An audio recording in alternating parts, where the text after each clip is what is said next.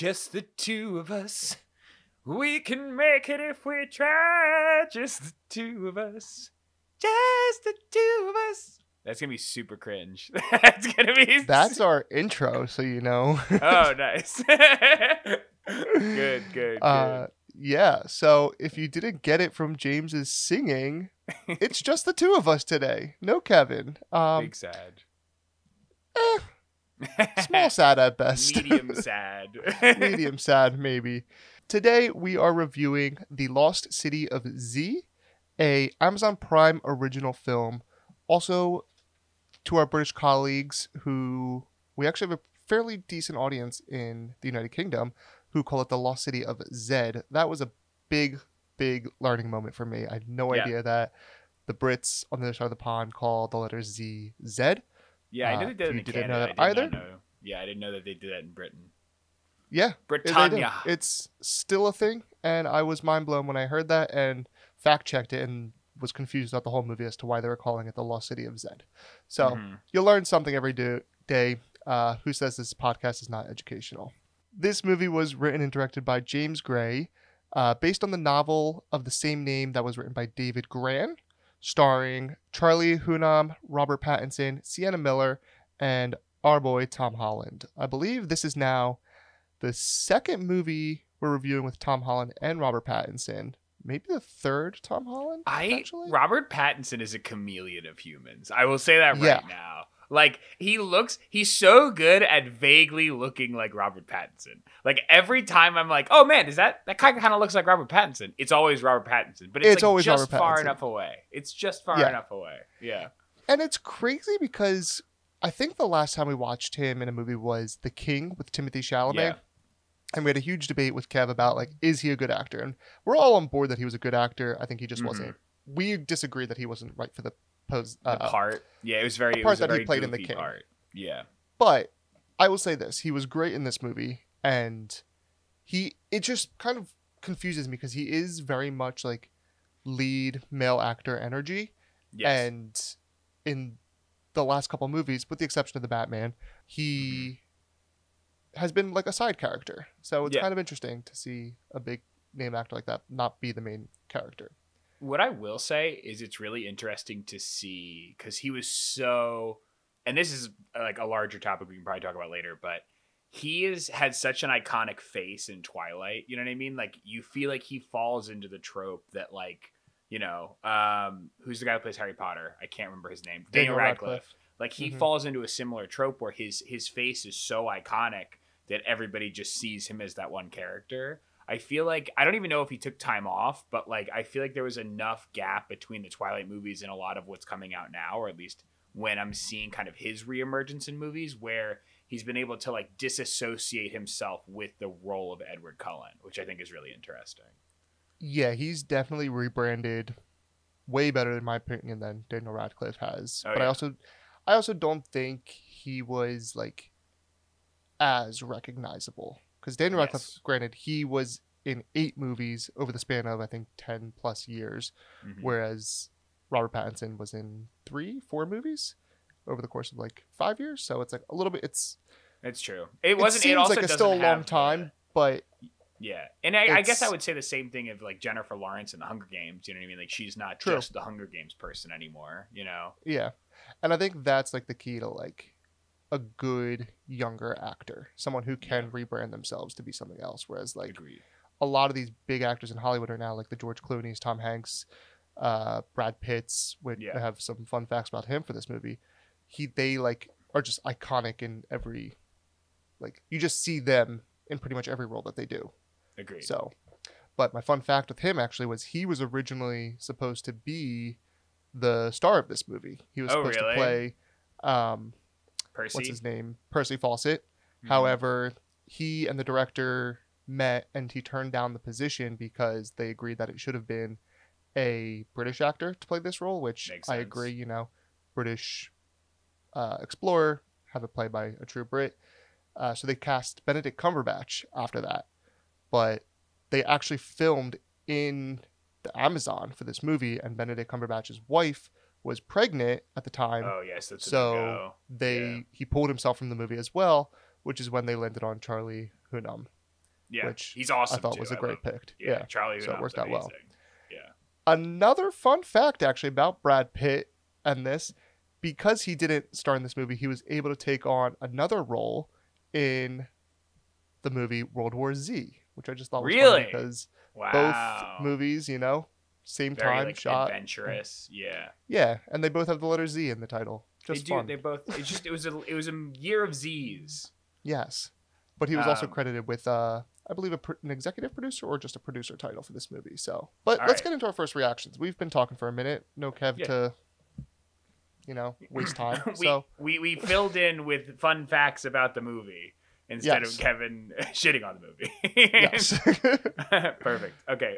First reactions. Do you want me to start, Joey? Yeah, please. So first reactions. This one, I think it was a little long. It was almost 2.5, right? Or a little over 2. It was 2 hours, 22 minutes. Yeah, 2 hours, 22 minutes. So long. You know what I mean? That's a lot. It's a big ask. You know me. I'm big on time. You got to make it worth it for me. I do think that the story was very, very well done. I think the movie overall was shot very well. It was very interesting. They had a lot of story arcs that would go and stop, but it didn't feel like the movie was. It didn't feel daunting to go through multiple story arcs. Did I think that they could have maybe cut 1 or 2 of those out to save a little time? I think the movie probably should have been an hour and 55 minutes. And you cut out a little bit here and there, but the first time they go in the jungle was amazing. And I don't want to spoil anything, but they do a good job of the progression of Percy as an individual. So I think they did a really good job as a novel, semi-historical piece. You know what I mean? Loosely historical, or I can't remember what you call that. As something, whatever. Regardless, I thought it was very good. And it was definitely focused around him as a person, and it's more of a biographical piece about this individual. So overall, really liked it. But Joey, what do you think? Agreed. I thought it was a little too long. It could be done under 2 hours. However, at the same time, it never really lost me. I thought the pacing was good. There was just enough kind of action and story to kind of keep you going.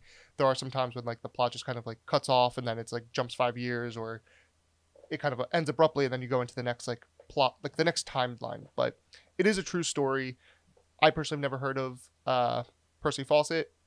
He was touted as one of the best English explorers, and I was reading some things about him, and people were very upset about that because he technically never discovered anything. Technically explored was not a discoverer of many things. He explored a lot, yes. Yeah. He went to the Amazon several times and found clues to what is to be the lost city of Z, which is this ancient civilization. Whole plot of the movie. Yeah. Yes. But he goes missing along with his son on his final expedition there, and there's no actual evidence to know that he ever found it. However, there was recent archaeological finds, I believe in the last 15 years, maybe even sooner, that the areas he was exploring, there have been more proof of this city existing at one that's time. Cool. They found bridges and tunnels and buildings and more stuff to prove that he was onto something, but we don't know if he ever actually found it or not because him and his son both went missing. And yeah, I don't know if that's spoilers. I feel like it's a historical piece, so it's hard to not talk about spoilers. I think even if you know the history of this movie, it doesn't it's obviously not one for one. You know what I mean? They take you on a little bit of a ride, and what you said doesn't spoil exactly what happens. I don't know. It's literally in the logline of the movie on IMDb. It's a true life drama centered on British explorer Major Percival Fawcett, who disappeared while searching for a mysterious city in the Amazon in the 1920s. That's the movie. You know that going in. Yeah. I did like that. How long it spanned over 20 years. This movie, it starts in 1905 and ends in 1924. So you do see World War I start and end, and it's interesting to see how it kind of affected his exploration journeys and the society at the time, as well as I thought the other interesting thing was that you never I never realized at the time that like explorers were like celebrities. To me, it was always like explorers were people who did the work of the government, but like today, I couldn't tell you anyone who's doing like the work of the government, like archaeologist type of work. Yeah. That like, I'd they're be expanding, excited. Yeah. It's one of those things like they're expanding like the premise of human knowledge. You know what I mean? And not that not that like we're not still doing that, but I feel like it's like lesser and lesser and lesser because the world has been so kind of filled in, you know? Yeah, we've literally at this time they had a piece of paper and they didn't know how far it went. Yeah, exactly. Like, where the boundaries went off. They didn't have Google Maps. Yeah, but I think we talked about it enough for the first reactions. Why don't you tell us what you're gonna do? Click play. Oh, I'm surprised. I thought you were gonna say it's too long. No, I did think it's too long, but they did a good job. It's not like a hard click play, but it's definitely a click play. I think it's good. I agree. This movie to me was the epitome of like why we started this podcast. It's been on my watch list for so long. I've been wanting to start it, but I never committed to it and like didn't know if it was worth it. Never really heard people talk about it, but it is a good movie. I enjoyed it and I think it is worth a watch. So I'm going to click play as well. We like. And with that, make sure to like and subscribe to our YouTube channel and follow us on Spotify, Apple Podcasts, wherever you listen to podcasts. And if you like the show and want to continue supporting us, please check out our fan page at Patreon. You could donate as little as $1 a month. That is peanuts. Nobody even recognizes that coming out of their bank account. Yeah. And if you can't, that's also fine. Just continue watching and listening. But we appreciate any and all support we can get. So let's take a quick word from our sponsor.